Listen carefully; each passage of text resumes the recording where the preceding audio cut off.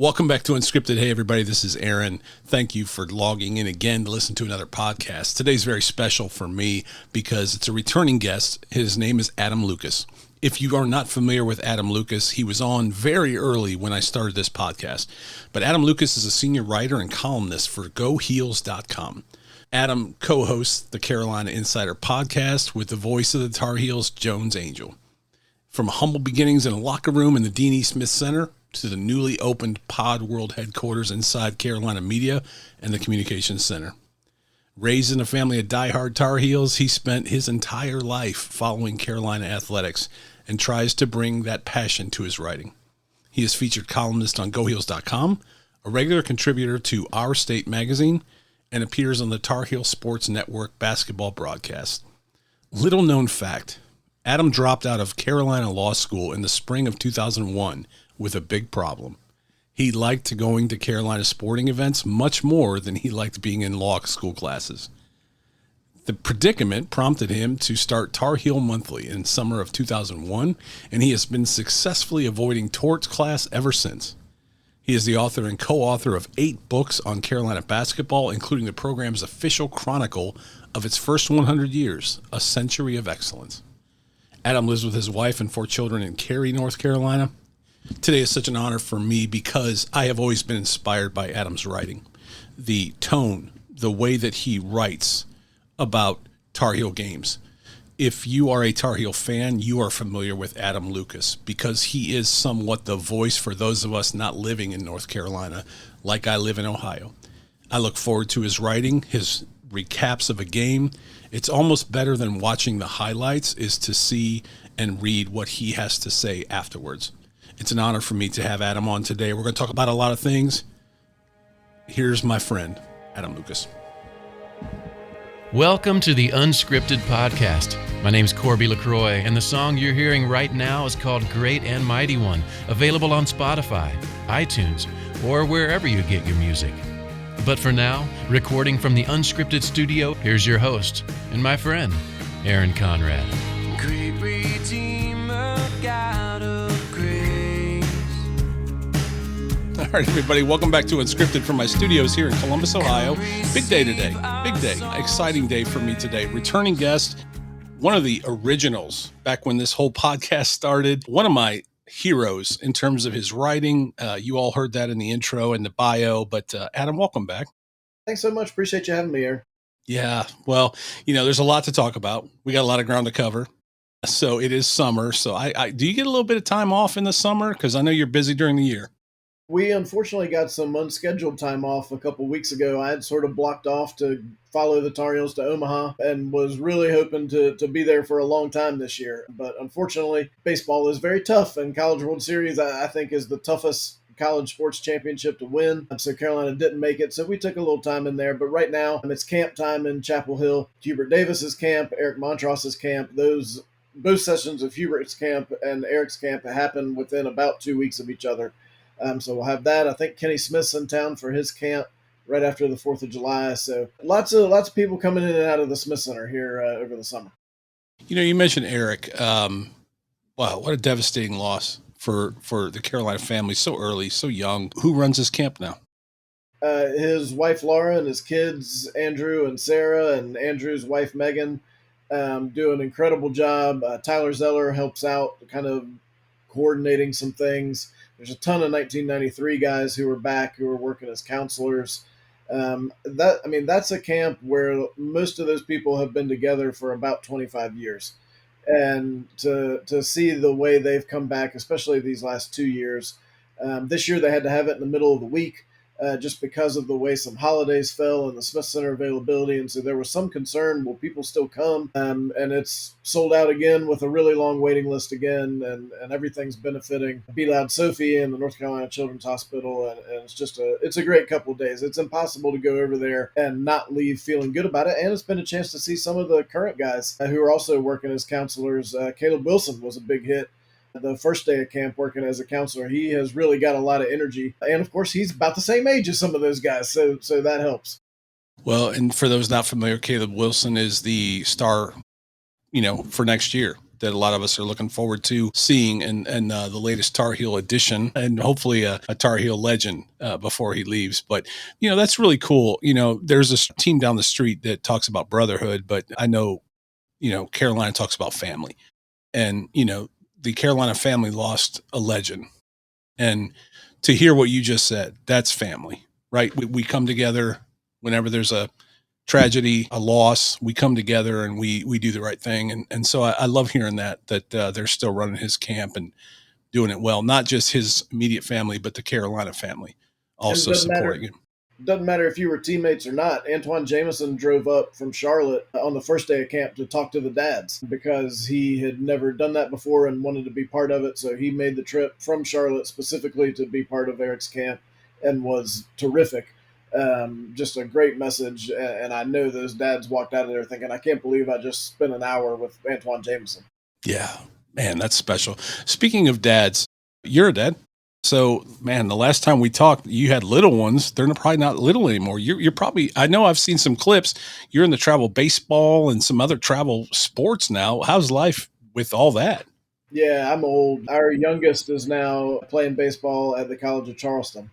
Perfect. So he has a very difficult life in which he goes to school in Charleston at a great place to go to school, great place to play baseball, and thinks it's normal, but really it's not. So that's our youngest. So we're out of kind of travel sports, but we're heavily into college baseball and try to make it to as many as we can, fitting that in between all the various other Tar Heel things that are going on. As someone who works closely with the university and sees behind the curtain, so to speak, how hard is that being a dad of a travel sports kid or college kids now? You know what you know and what you see. How do you differentiate that as a dad between what you know, but also being a dad of kids that you're trying to support and want to see them do their best? Does that question make sense? Yes, and it's something I think about a lot. I hope that this is true. I think it makes me a better sports dad. Yeah. Because I do know it's really hard to win even one college baseball game. And if you're not playing as much as you think you ought to be playing, I promise it's not that the coach is out to get you or in some way doesn't like you. That coach is getting paid to win. And he puts the guys on the field who he thinks on that day give him the best chance to win one game so they can come back tomorrow and try to win another one. And I think that's one thing we sort of take for granted with Carolina baseball. We just assume you're going to win somewhere between 40 and 50 games every year. It's hard to win one. And when people start talking about, well, why are they running the same lineup out there every day? Those are the guys that the coach trusts. Those are the guys who he thinks can win that game on that day. And it's hard because everybody wants you to, just throw somebody out there and give them a chance. Well, you throw them out there and give them a chance, the other team's going to score 5 runs, you lose the game, and everybody's mad because you lost the game. It's such a long season. It's so much work. I don't think people understand how much effort goes into just getting to the point that you're starting the season. There's been so many long afternoons and practices and sessions in the weight room and going to class and all that stuff. It is legitimately a full-time job. And so I try to have a little better perspective on that. And I think, and also I hope it gives me a better perspective that our son's a pitcher. If a guy hits a home run off you, he might just be good. You might have thrown a good pitch. He might be really good. That is going to happen. Just like you're going to strike out hitters that are good, because they're just going to miss it on that day. So just the length of the season and the perspective required to keep coming back, even when you're having a really bad day, to get back out there the next day. I think that's the thing that maybe I'm a little more aware of, that sometimes as I'm sitting in the stands, I hear other parents complaining about, and I think, like, I get where you're coming from, but it's a lot harder than what you might be used to. Yeah, we were blessed to have a pitcher in our home as well. And so I feel you. I think when we watch games and our kids are in the collegiate experience, we watch them a lot different. I love that perspective from you. And now people are starting to understand why you're, just one of my heroes. You have an ability to explain things maybe better than I can as I stumble over my words. But I really like that because it's true. And we're going to talk basketball in a few minutes. It's true. These are college kids. And, sometimes somebody's just better. I mean, sometimes somebody's just better. And sometimes we watch the games and we think, the coach should do this and I could do this. Well, they're there every day. They're in practice, and sometimes I'm sure you've been to practices, sometimes there's disciplinary reasons why maybe a guy's not playing or there's something that they did on campus. We don't know. But we just watch a game and we think, oh, he should have played so-and-so here, man. We have a really good ability to armchair quarterback. And I'm glad you're not doing that. And this, it completely changes the way you look at what happens on the field, especially when your kid is a pitcher. Right. Just even if your mortal enemy team is playing, if that pitcher gives up like a walk-off home run or something, you feel for that guy. Absolutely. Because you've been there 100%. The recent Arkansas left fielder who made the error, Asher played against him in high school. And I wouldn't say he was my favorite player, because he's really good. Obviously, he's at Arkansas, but definitely carries himself a certain way. And someone said something to me like, "Oh, you must have been really happy that he made that error." Really not. I mean, right. Because like what his family is feeling and what he's feeling and the thousands of hours that went into just be able to stand in left field on that day. So even when it's somebody who maybe you don't have a particular proclivity for, still to do it on that stage and have that type of pressure and make those plays that some plays aren't going to work out, it just totally changes how you feel about it. Yeah, I love that you're watching the game through that lens, and that has to be helpful for you in what you do. Whether it's the podcast or emails you receive or hate you receive on X or whatever, when you say something, I mean, it's a different world now. I do have one more question for you. Any books or projects currently before we move to basketball? I know you've had 11 books. Is it 11 so far? I think that's right. In the very early stages of the next book, and I'm excited about it. Not quite ready to go down the road of talking about it yet, okay, but all right. It is being worked on. Doubt it'll be out next year. I would say probably the next year, but it's one I've been wanting to do here for about a year and a half or so, and glad I'm finally getting started on it. Well, if you want to launch that book when it's ready, you and the 5 people that listen to my podcast, man, you always have my platform whenever you want to do it. I'll be here. All right. Let's talk UNC a little bit. And then, and again, I'm in Columbus, Ohio. So some of our audience is probably going to check out because we're not talking Ohio State, but for those that do love Carolina, Belichick's in town, man. What's it been like? I mean, we don't have to go into a lot here. First of all, did you expect Bill Belichick? Did you ever see in your wildest dreams that this situation would be in play? No.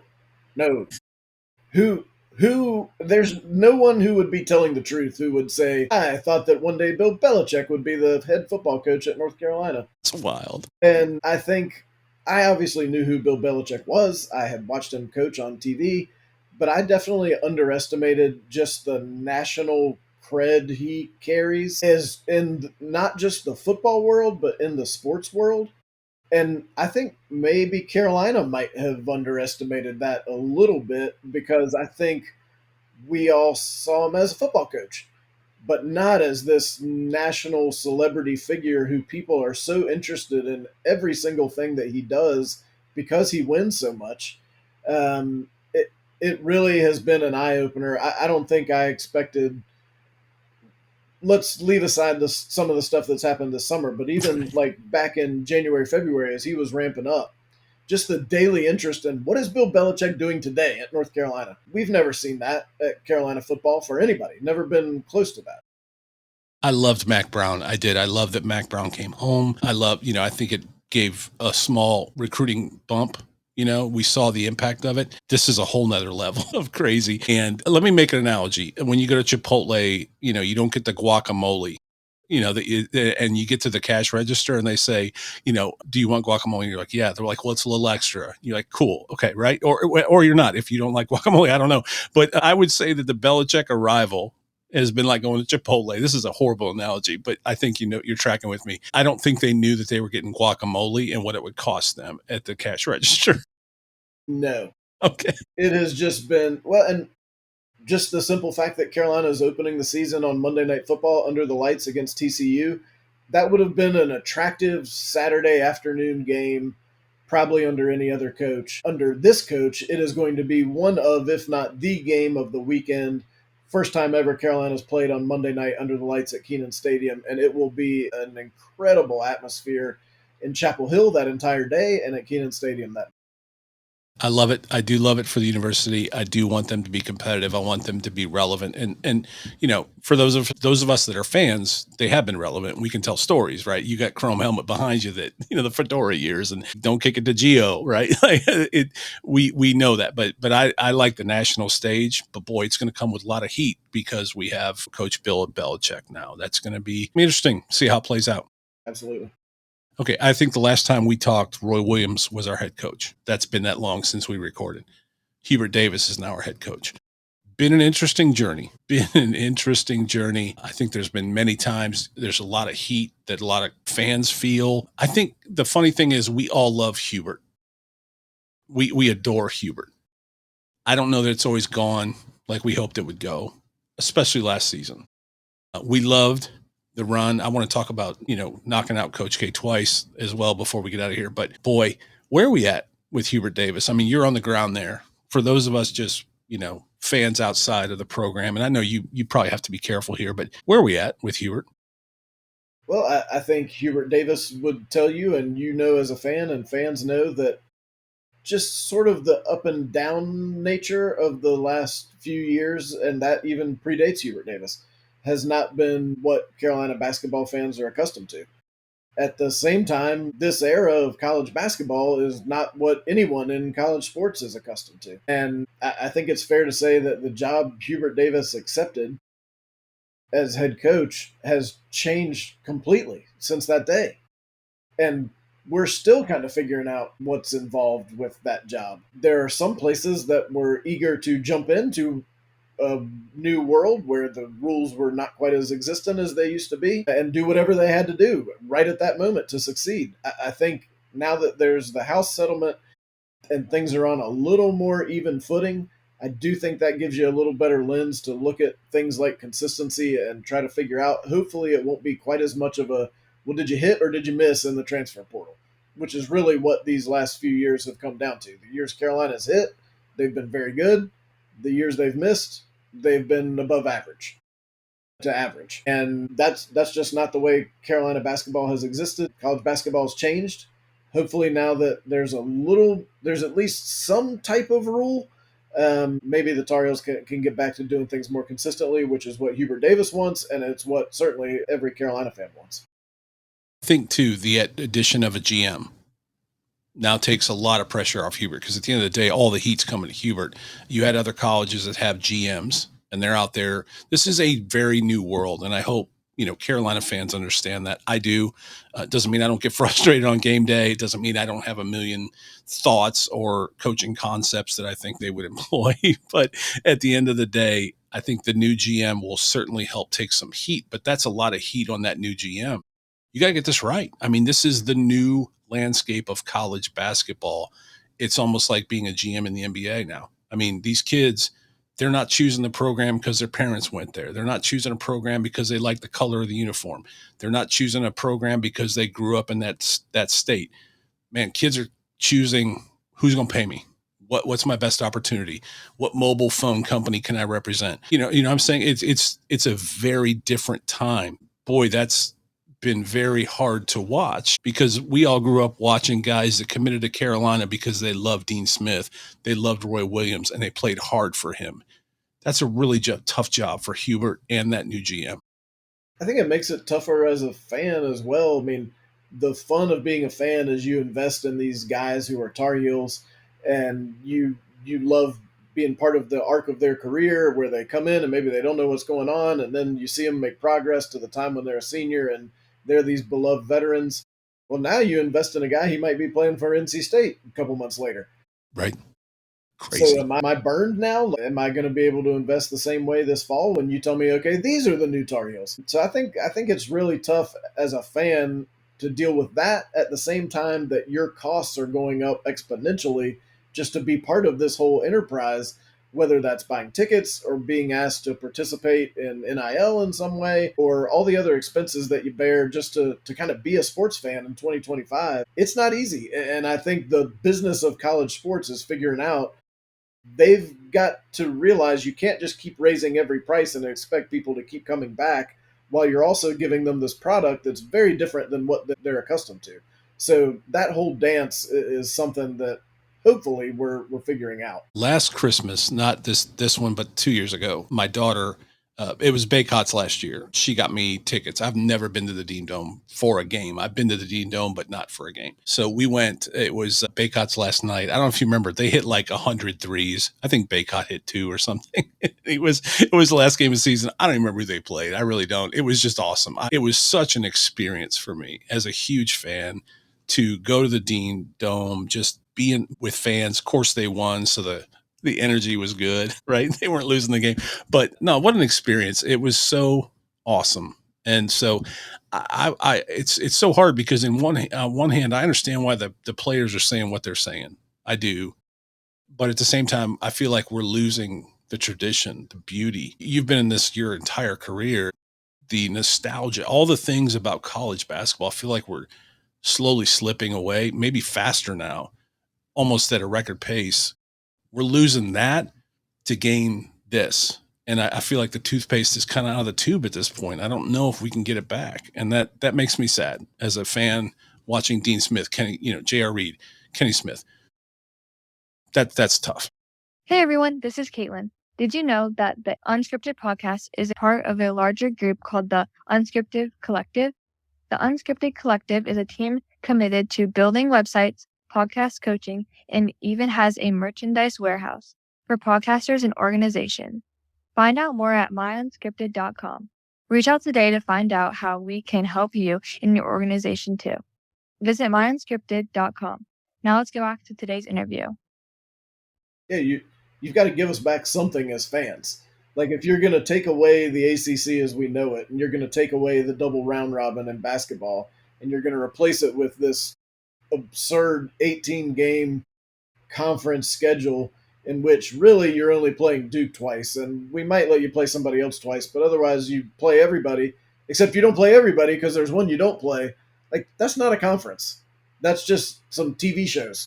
So if you're taking away our conference and giving us back this TV show, you got to give us something, whether it's quality of play or just the whole game day experience that you're talking about. Like, it's got to be fun to go to the Smith Center because you're going to have to park and you're going to have to buy concessions and all those things. So, and that is something that athletic departments are putting a lot of thought into, is how do we make this a worthwhile endeavor? You're going to see some things on football game day this fall that are going to acknowledge that this is a day-long enterprise, and University of North Carolina needs you to come to Chapel Hill and buy a ticket and spend your money and all those things. And there was a long time where you just sort of opened the gates and said, well, they'll be here. That's right. And that's not how it is anymore. You've got to make an effort.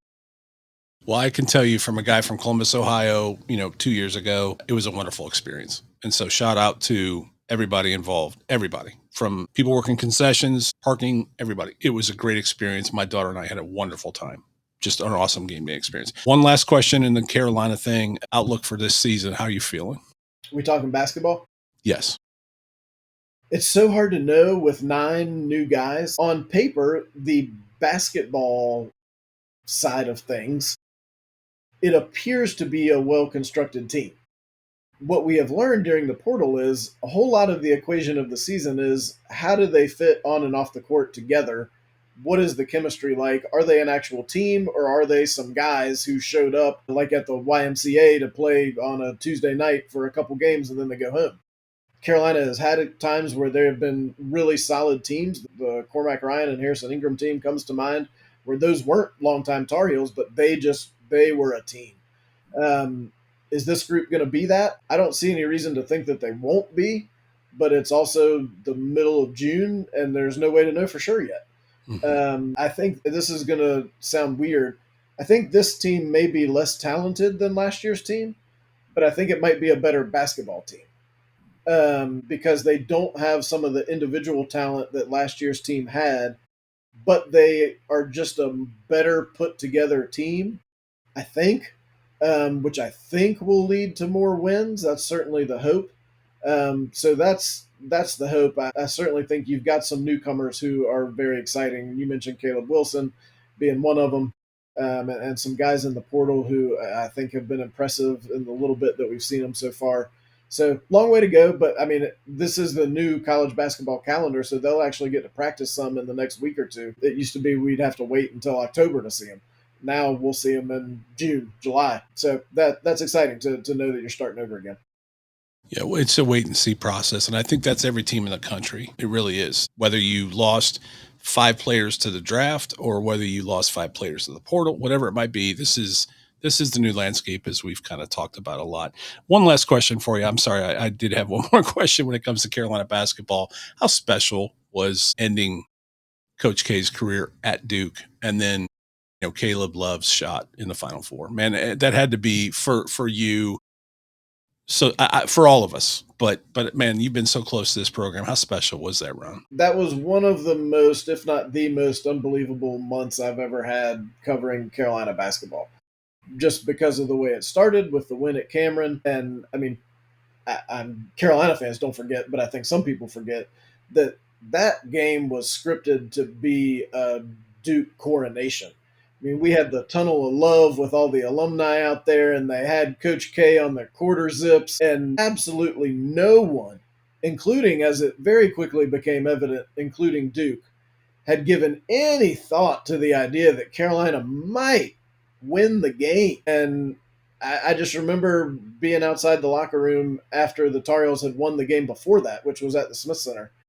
And as soon as that game was over, the players and coaches were talking about, we are not going over to Durham to be part of some party. And they weren't. Right. And that was just, to that point, one of the most satisfying wins I can ever remember seeing in person. And I remember walking out of Cameron thinking, well, whatever else happens the rest of this season, this has been a success. Little did I know that a month later I would be thinking, if the Tar Heels don't win this game, it may be the most catastrophic loss I've ever seen. If the Tar Heels don't win in the Final Four and crack the door for Coach K to cap this farewell extravaganza with parades and floats and a national championship, I mean, that would have been horrific. And to meet in the Final Four anytime would have been a huge deal. But to meet in the Final Four in that scenario, it really helped that Duke had some guys who were so Dukish, Paolo Banchero, who... So cocky. They just reminded you that, okay, this is Duke. Got to win this one. Yeah. And the Tar Heels did. And I've never seen the outpouring of happiness from players, fans, parents. I mean, so many tears in the Superdome that night when Carolina won the game. I've never seen that, including after national championships, to that level. And it just reminded you of how much it means to people, of how much weight this carries in people's lives. I mean, that legitimately, I think that night is something that people will be talking about with the people they were with on that night 10, 20, 30 years from now. It was that kind of night. And the fact that that team was able to have 2 nights like that within a month of each other is just incredible. It is for us that are Tar Heel fans. For those that are Duke fans, it's just the complete opposite, and you kind of love that. The other thing I would say, and I genuinely mean this, I feel like playing in the Final Four was so epic.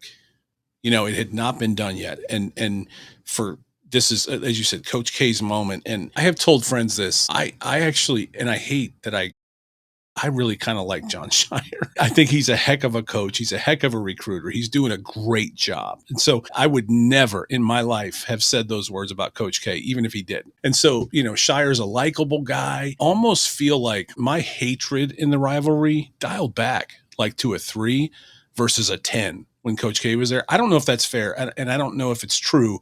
I just know for me. So I honestly kind of approach the games now like, oh yeah, hey, it's Carolina Duke. Love it. Hate Duke, whatever. Man, before I came to those games, like just so, so angry. And it doesn't help that I like Jon Scheyer a lot. And he just seems like a more likable guy. I just, what I'm saying? I don't know. Does that make sense? Well, how many people don't seem like a more likable guy than the prior option? But I do think that Jon Scheyer does. Can't really drum up a problem with Jon Scheyer. Seems like a very forthright individual, seems like a good basketball coach, seems like he's got his priorities in order. As a player, I didn't really dislike him that much. So I agree on that part. I would say 10-3. That's a far That's drop. a pretty big move. Maybe like 10-9. All right. I'll But work on it. we had decades to learn things about Coach K that we decided we didn't like, and tough losses to take at his hands that made us dislike him more. And we haven't had that with this new regime. And the same thing's true of the players. I mean, there are players, good players, who have played for Duke in the last 10 years or so that I honestly forgot they played for Duke because they were there so short of a time. And college basketball as a whole is getting to that point. So I think that has an impact on the rivalry too, that there are no Bobby Hurleys or Christian Leitners, or hesitate to say his name, even Grayson Allen, who are going to be there for year after year. The ones you really dislike the most, by the time you get to disliking them, they're out the door. That's right. Yeah, because it's one season and they're gone. And that's the other thing too, is it's like, to your point, 10 years, we had a lot of time to, hate on Coach Duke or Coach K for many of the things. The one thing I guess I'd hate on at the moment is they're killing it in recruiting. They're killing it in the portal. So yeah. So now that anger is starting to go up I'll give you this. My anger went from a 3 to a 7 or an 8 because they just seem to be reeling it in right now when Carolina seemed to miss out on some of these guys in the portal or this guy. So I'm back up to a 7 or 8. Is that okay? That's a good place to be. And by the time basketball gets started, you'll be right back up there at 9. I'm not worried about it. All right. Hey, let's finish out with one thing, man. You had an opportunity of a lifetime because of a huge Carolina fan named Eric Church, some guy that some people may have heard of. You had a great opportunity. Can you talk a little bit about that whole experience and what that was like? Yeah, it was incredible. It was the summer of 2023. Had gotten to know Eric Church a little bit through just our mutual love of North Carolina athletics. Had talked to him for a couple stories a couple times. And when we finished talking for the story, we would always keep talking Tar Heels. And so we stayed in contact, and I'd always said, hey, if you ever tour at a time that doesn't conflict with the basketball season, let me know, and I'll come out, and we'll treat it like a season, and I'll just write every night, because his shows are different every night. I mean, it's not like some other shows where you go, and if I go watch you in Cincinnati, it's going to be the exact same show as in Spokane, Washington. Eric's shows are different every single time. And it just so happened that in the summer of 2023, he was doing amphitheaters, which he had not really done an amphitheater tour before. So it did go through the summer. So my wife and I went out and went to, I think, every single one except for maybe one or two, which was about 30 dates in the span of a couple of months. And just an incredible experience. The shows themselves, because they are so good, in my opinion, they're the best you can go to. Because of that difference and because of the way that it's something different every night. And even the people on stage don't know what's going to happen 5 minutes before the show. And it's affected the way I go to other shows. Went to see somebody recently and thought, man, this just is not up to what I'm accustomed to. Mm-hmm. So it's kind of like Carolina basketball. It spoils you a little bit. Yeah. But in addition to the shows, the people on Eric's crew, just so welcoming. I mean, they had no reason to be nice to us. And we talked about, like, are we going to be the most uncool people there? And they're like, who are these idiots? Get them out of here. And it wasn't like that at all. They were so welcoming. It is truly a family on the road with him. And he's got people who have been with him the entire time he's been doing it, since 2006. I mean, it shows because they are professional. Had a lot of different openers on that tour. And so got to see some of the professionalism that you might take for granted on Eric's side is not always present. Yeah. And that was an eye-opener to someone like me who I don't know the music business. I just know the Eric business. And so some of those things I might not have appreciated about the way he runs things came home through that way. And getting to stay in touch with all of them over the last couple of years and be part of some of the other things they've done, opening up Chiefs on Broadway in Nashville, the shows at Royal Albert Hall in London just a couple months ago. Just some experiences we never, ever, ever would have had without being part of it. And we're going to run it back because he's going back on tour this fall and we're going again. Love it. And I would agree with you. I saw him in Columbus, Ohio. I think he did 32 songs. It was the Gather Again tour. 32 songs. And then I believe it was the next night or within the next few days, he was supposed to be in Pennsylvania, and his whole team got COVID. So he went out there. I think Morgan Wallen showed up that night, and he went out there and did an acoustic set himself. Man, that is the GOAT move. Like, instead of just refunding a bunch of tickets saying, sorry guys, everybody's got COVID, he had the show, and I bet it was more amazing than what he did in Columbus. No, no offense to his band, but boy, I'd pay to just see Eric do an acoustic set. And I was like, wow, that's incredible. This guy's pretty special. Well, and so he's doing 3 nights at Red Rocks in July, and all 3 nights are going to be different. There's going to be one night with like full choir, strings, everything. There's going to be one night like a typical Eric Church and band show, and then there's going to be one night just Eric and a guitar. I don't think there's anyone else in music currently who could pull that off to that level with 3 completely different shows on 3 consecutive nights at that venue. It's like at the concert for Carolina in the fall of 24. Incredible. You got 80,000 people there raising money for Hurricane Helene relief, and he comes out with just a guitar. I mean, nobody else can do that. The room is too big to be able to pull that off for everybody except for him. And he's just got a feel for being able to do that in a way that I haven't seen anybody else do it. I have a million other questions for you about that. We don't have time for them. Oh, that's my fun time. You never lose a concert. So I love talking about that. People don't go home mad after concerts like they do after sporting events. So what was the difference touring? Because you go on the road with the team, and you go on the road with the teams. You're there for games. You're in Cameron Indoor. You've now been with him in concert arenas. Like, was there a difference between the two? You don't have any opposing fans at a concert. Everybody's there to cheer for the team you're also there to cheer for. So that helps. It is definitely more relaxed in the music world in a variety of ways, I think. But part of that is because of the trust they all have in each other. Like, there was a night in Texas. Part of the show in 23 was hanging up the state flag of whatever state we were in. And the Texas flag, unless you are a Texan, looks pretty similar right side up and upside down. This particular night in Texas, they raised it upside down. But no one noticed except for the native Texans, who are very passionate about their flag. Sure. So I remember I've got people coming up to me like, hey, the flag's upside down. Like, what do you want me to do about it? Do I look like I know what to do about that flag 100 feet in the air? You're talking to the wrong guy. But so they're talking to Eric in his ear off mic, and eventually they all decide, all right, we're going to fix it right now, just right in the middle of the show.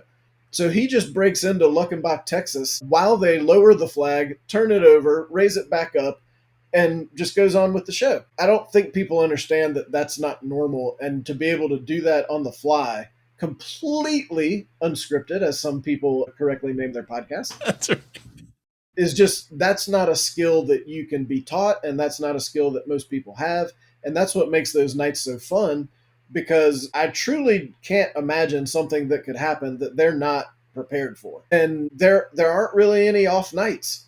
It's not like basketball where you might show up and shoot 3 for 17 just because it's one of those days. So far, I haven't seen a night where he forgets the words to Springsteen and just stands there and isn't sure what to do. Like, I mean, yes, there will be some nights where he's trying to play a song that he hasn't played in 12 years. And he's like, I think I know this one. Or his go-to is, I used to know this. But he'll either figure it out or he'll play something different. And the different will be just as good. I mean, I know I probably sound like Eric Church PR, but in a lot of ways I think I am, because I've never seen a bad one. I've seen a lot of different ones, but I haven't seen any bad ones. And that goes back to when I was just going as a fan. And a lot of that is because he has got the best people in the world at what they do, whether that's playing the guitar, whether that's running the sound, whether that's running the lights, whether that's being the guitar tech. That's the best crew in the world helping him and backing him. And they put out one of the best products in the world on a nightly basis. It's hard to do that. Like, you and I go to a concert and we just assume, all right, the stage will be set up. When we get there, we'll just walk in, they'll play us some songs. Well, that stage was in a different state the night before. Crazy. They had to load it on trucks, take it apart, and then put it back together just so you and I could show up there and listen to some music. That is not normal. And those guys and girls who do that are, in my opinion, they're the best. Well, and the latest one was the Eras tour, which was just an incredible, logistical nightmare. But they were sending out, I think I read somewhere where they were sending out, one show ahead of time. So when they're tearing down in Columbus, the set in Cleveland's already being built. Like, she had to go way ahead of that. Was incredible. To your point, there's a lot more that goes into it than just buying a ticket and showing up for a guy singing with a guitar. It's incredible. Well, that had to be an amazing experience. And I think she and Eric kind of look at it the same way, and they actually have a funny history in which he got fired from the Rascal Flatts tour for playing too long, and they replaced him with Taylor Swift, who at that point in time was a nobody. Yeah, he set her up. But I think they both kind of look at it the same way, where they're not going to have an A show and a B show. So maybe like the Pittsburgh show on Thursday, we're going to use the B set, and like that'll be the B show. And then Friday night in Cleveland, that's the A show. We're really going all out for that one. Every one they do is going to be an A show. So there was an instance last summer in I think August of 24, where Eric had a show in Alabama on let's say a Friday night, and then a show in Wisconsin at a festival on a Saturday night. Well, you can't get the stuff from Alabama to Wisconsin in time to do it unless you charter a jet, put your 100 people on a jet, and create an exact same set that you're going to use in both places that you don't have to transport, but you transport the people on a big old jet. And there's a lot of ways to cut corners on that, and they didn't do that. They had the exact same set and the exact same people in both places because they want both crowds, both sets of ticket buyers to get an A show. There are no B shows. Amazing. It's like the Apple experience. It's the same on your phone as it is on your iPad, as it is on your computer, as yours on your Mac Mini. It's the same experience. I know Steve Jobs was maybe the originator of, I want people to have the same experience no matter what device they're on. It's the same in concert. That's incredible, man. What an opportunity that you had to do that. There was a book that came out. Is that still available? Because it was part of your writing and part of your process, right? Yeah, Summer Under the Stars was just a book about that summer 2023 tour, and some incredible photos by Anthony DeAngio, who's Eric's photographer, and John Lyon, who also takes some pictures for Eric. The pictures were amazing. Some of the behind-the-scenes stuff, I think it's on Eric's website. They did a limited run of them because we really had never done anything like that before and weren't sure if people wanted it. And it turns out some of them did. So I'm hoping we'll do something similar for this upcoming tour. Love it. So you're going to be on the road with him again? Yes, he's going back out in September through November, and then who knows? Maybe there'll be more to come in January, February, March. So looking forward to getting to be part of that because it's a highlight every time. Well, if you're in Columbus, Ohio, man, let me buy you a meal. Let me just thank you, shake your hand and tell you thank you so much for coming on the podcast. Before we get out of here, links, where can people find you? Put all my stuff up on X and on Instagram. Dusty Tompkins does some incredible job with some graphics for Instagram that have made me look like I know what I'm doing. At J. Adam Lucas on both of those. And then stories and stuff on GoHeels.com, and then the podcast with James, the Carolina Insider. That's right. Okay. Last question for you. What would you tell your younger self? That's a good question. I think I would probably tell my younger self, you're probably not going to play for the Tar Heels, so start thinking of some other options to be around the Tar Heels. But the thing I think I probably tell my kids most often is just be confident in yourself. Don't spend as much time thinking about, do you measure up to those other people that you're worried about, because they really don't matter. They'll fall by the wayside in one way or the other. But if you have confidence in yourself, you've got the ability to do whatever you want. But you have to be willing to take a few chances that may not work out. And that may not seem like they're working out right at that moment, but may end up working out. You might drop out of law school and not have a job, but you might end up doing things that are more fun than you ever even had considered at that point in time. So I think just self-confidence and being willing to believe that you're doing what's right for you is something that unfortunately you just have to learn through experience. Man, well said. I can't say anything else besides that. You have lived an incredible story. An incredible story. You've written about it. So many of us hang on your every word. I said this in my intro. ESPN's great. The highlights are great. X is great. Social media is great. We can watch clips, but I actually would rather read your recap because it's so close and it's so personal.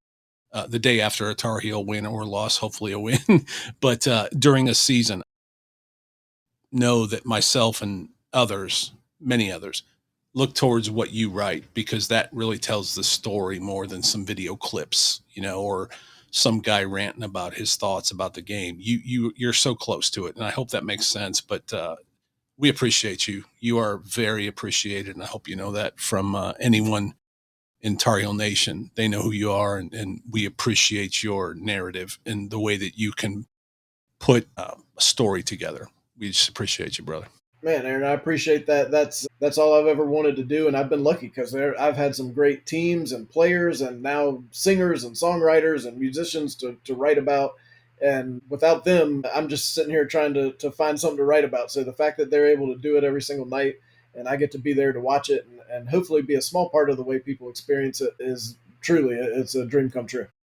Well, if Eric Church is anywhere in Ohio, I believe it's either Cleveland or Columbus or both, man. I seriously, I'd love to just shake your hand and just thank you for just what you've done and how much I appreciate you. And I know there's a lot of guys here in Columbus, Ohio, in my little Tar Heel group chat that are big fans of yours too. So thanks for your time today, brother. It's really, I can't appreciate it enough. Absolutely. He's coming to both. So they're both going to be different. So we got to see you out there at both of them. All right. Well, Cleveland's 2 hours away. That's my hometown. I would love that. And one more story real quick. There's a guy named Michael Stanley who passed, but it was a band called Michael Stanley Band. They had a couple songs that went, but in Ohio, he's a legend. And Eric, there's a video out there where he learned "My Town, This Is My Town." Yep. And he's like, we've never played this before. Yeah, right. He goes out there and he said, "Hey, this is my town. We've never played this before." And then he crushed it. And so it's one of my favorites because I love Eric, I love Michael Stanley, and I love Cleveland. So it was awesome. And that's what makes him special is that he can find that thing that ties a town together that you don't know if you're just stopping in. But he's not just stopping in. He wants to be part of it. And I remember being at that show and thinking, I don't know that I've really ever heard this song, but these people are going crazy. Crazy. And it obviously means something to them. And just the musical ability he had never considered playing that song ever prior to that day. And so to learn it with your band and be able to execute it in front of 20,000 people, I mean, come on, who else is doing that? Well, it's our national anthem in Cleveland, so he nailed it. Yeah, I will try my best if he's in Cleveland to get up there. And if nothing else, man, just shake your hand, but also, maybe hear Eric Church play. Absolutely. All right, brother. I appreciate you. Thanks so much. Thanks, Aaron. Thanks for joining us for another episode of the Unscripted Podcast with your host, Aaron Conrad, from his studio in Old Hilliard. Make sure to like, share, follow, and review on your favorite podcast platforms. Also, make sure to check out my song Great and Mighty One on Spotify, iTunes, or wherever you find your music. We'll see you next time on Unscripted with Aaron Conrad.